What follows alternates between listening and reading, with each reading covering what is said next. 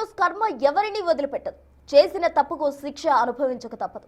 అభం శుభం తెలియని పసిపాపపై అత్యాచారానికి పాల్పడిన కామందుల విషయంలో ఇదే జరిగింది. మొన్న దాచేపల్లి సుబ్బయ్య, నిన్న కడప రహమతుల్లా, తుని నారాయణ, నేడు మదనపల్లికి చెందిన కులవర్తన్. కామంతో కళ్ళు మూసుకుపోయి పసి మొగ్గలను చిదిమేసిన నరరూప రాక్షసులను పాపం వెంటాడి తప్పు చేశామన్న పశ్చాత్తాపం, దొరికిపోతామన్న భయం వెరసి పాపాత్ములు తమ ప్రాణం తామే తీసుకున్నారు.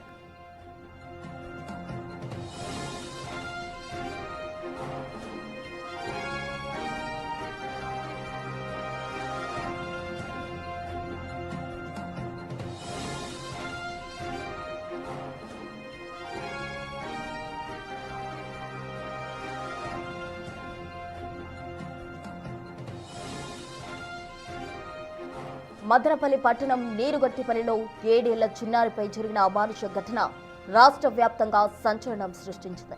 ఈ ఘాతుకానికి పాల్పడిన కులవర్ధన్ కథ విషాదాంతమైంది. నిందితుడు కులవర్ధన్ చెరువులో శవమై తేలాడు. చిన్నారిని చంపి పరారైన కామందుడి కోసం పోలీసులు నిన్నటి నుంచి గాలింపు చేపట్టారు. అయితే కురబలకోట మండలం అంగళ్ళు సమీపంలోని కనసానపల్లి చెరువులో దూకి ఆత్మహత్య చేసుకున్నాడు.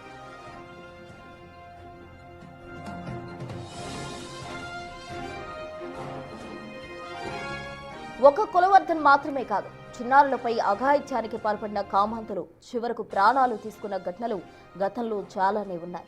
2015 జూన్లో ఏలూరు శివారు మాదేపల్లి గ్రామంలో 7 ఏళ్ల పాప అత్యాచారం చేసిన గనిగంటి సురేష్ రైలు పట్టాలపై దూకి ఆత్మహత్య చేసుకున్నారు.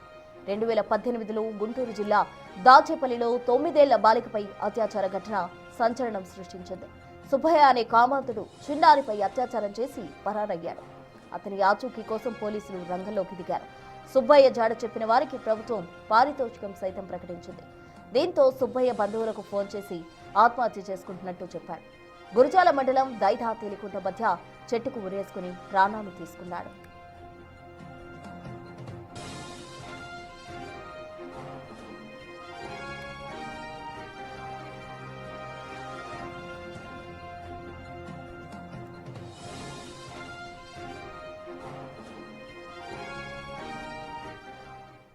పశ్చాత్తాపం, కన్న తల్లిదండ్రులే అసహ్యించుకుంటారన్న భయం 3 ఏళ్ల చిన్నారిని చిదిమేసిన దూదేకల రహమతుల్లాను నిలువునా ముంచేసింది. కడప జిల్లా మైలవరం మండలం కంబాలపల్లికి చెందిన రహమతుల్లా గతేడాది జూన్లో పేరెంట్స్తో కలిసి పెళ్లికి వచ్చిన ఓ 3 ఏళ్ల చిన్నారిని అత్యాచారం చేసి చంపేశాడు. 3 ఏళ్ల పసిపాపకు అరటి ఆశ చూపి అత్యాచారం చేశాడు. ఆ తర్వాత ఎవరికీ కనిపించకుండా పారిపోయాడు. ఈ ఘటనపై ప్రజాగ్రహం పెళ్లుబిగింది. అతని కోసం పోలీసులు గాలింపు చేపట్టగా మైలవరం జలాశయంలో రహమతుల్లా మృతదేహం తేలింది.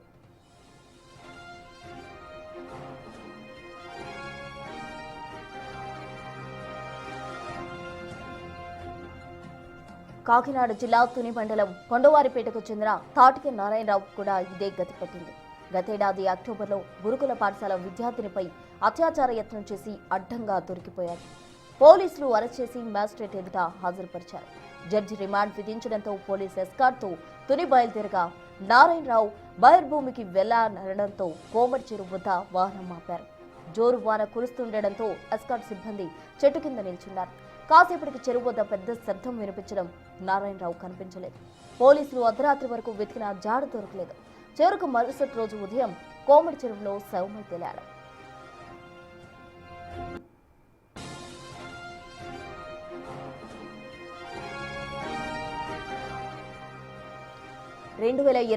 సెప్టెంబర్లో హైదరాబాద్ సైదాబాద్ పరిధిలోని సింగరేణి కాలనీలో పల్లకొండ రాజు అనే కామంతుడు 6 ఏళ్ల చిన్నారిపై అత్యాచారం చేశాడు. అనంతరం హత్య చేసి శవాన్ని ఇంట్లోనే ఉంచి పరారయ్యాడు.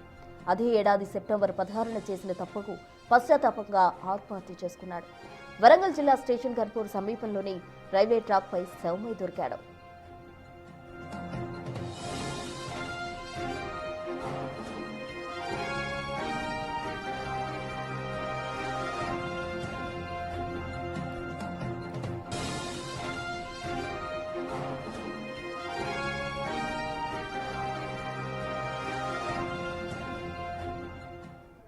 ఫర్దర్ అప్డేట్స్ చూసే ముందు బులెటిన్లో షార్ట్ బ్రేక్ తీసుకుందాం. Stay with us.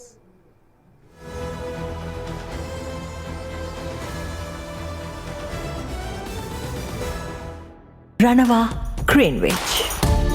where the dream of luxury and nature truly comes home.